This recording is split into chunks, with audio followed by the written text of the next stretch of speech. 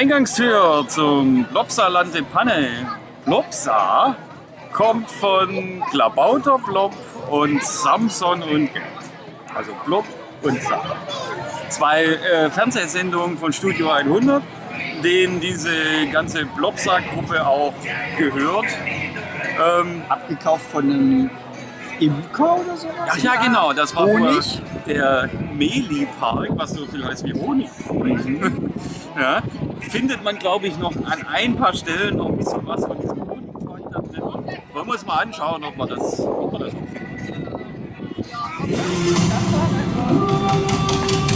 C'est Vic le Viking, viens de la mer, c'est Vic le Viking. Monstre ou tempête, c'est Vic le Viking. Sa ruse vaincra les montures. C'est Vic le Viking. Pas de cœur pur, c'est Vic le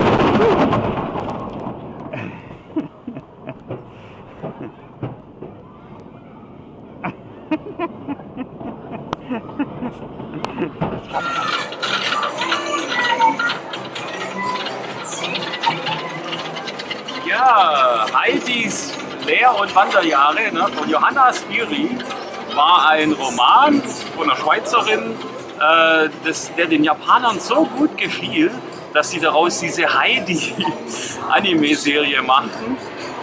Das waren von diesen zwei Japanern, die später das Studio Ghibli gegründet haben. Und jetzt fragt ihr euch, wie schwätzt ihr hier die ganze Zeit von Büchern und Anime-Serien? Das hier ist Heidi the Ride, der Coaster zur Serie, den nämlich Studio 100 übernommen hat. Und das ist ein Holzcoaster von GCI. Was sagt denn Heidi dazu? Heidi sagt, also erstmal, Studio Ghibli hat damals eine super Arbeit gemacht, um nochmal auf die Serie zurückzukommen. Die haben dieses gesamte Setting nie wirklich gesehen, sondern alles nur von Fotos abgezeichnet damals und dafür sah die Alpenlandschaft ja wirklich genial aus. Zurück zur Bahn. Die Bahn ist wirklich total klasse, finde ich. Sie ist also schmerzfreier Spaß. Einfach nur reingehen, setzen, anschnallen, freuen. Also was so eine Holzachterbahn ausmacht, Airtime, Umschwünge, Out of Control und alles ohne weh zu tun. Großartig. Ja, da kann der Ziegenpeter nicht viel dazu hinzufügen. Also von mir bekommt die Bahn Daumenmäßig. zwei Daumen.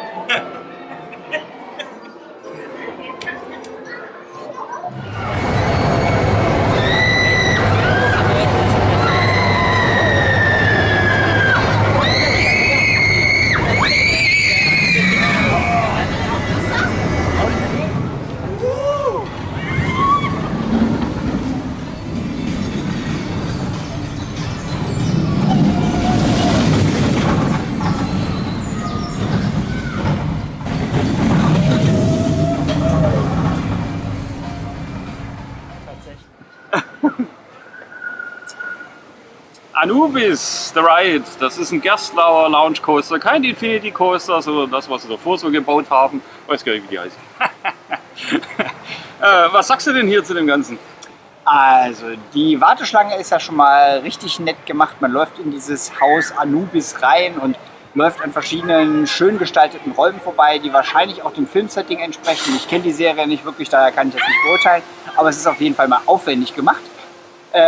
Schick ist auch, dass diese Bahn so aussieht, als würde sie durch das Haus durchfahren quasi, durch das Mauerwerk durch, bam. Und zur Fahrt selber, also dieser sehr knackige, zügige Launch gleich zu Beginn ist wunderbar. Er wäre noch ein bisschen schöner, wenn er nicht auf dem Weg Richtung Top Hat so ruckeln würde, weil das ist tatsächlich ein bisschen schade.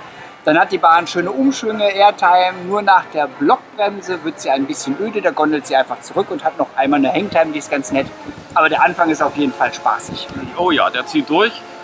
Es ist tatsächlich so, sie ist wohl schon ein bisschen in die Jahre gekommen, also die Räder haben wohl auch ein bisschen Spiel, man merkt es, dass der öfter mal so hin und her fährt in den Schienen und dadurch ein bisschen ruckelig wird. Macht aber immer noch Spaß, das Teil, ja. Also auch dahin durch den Wald zu fahren, ist wirklich schön, schön gemacht. Was gibt man denn dem? Also von mir aus bekommt der 1,5 Punkte. Ach, wie langweilig. Ja. Von mir auch.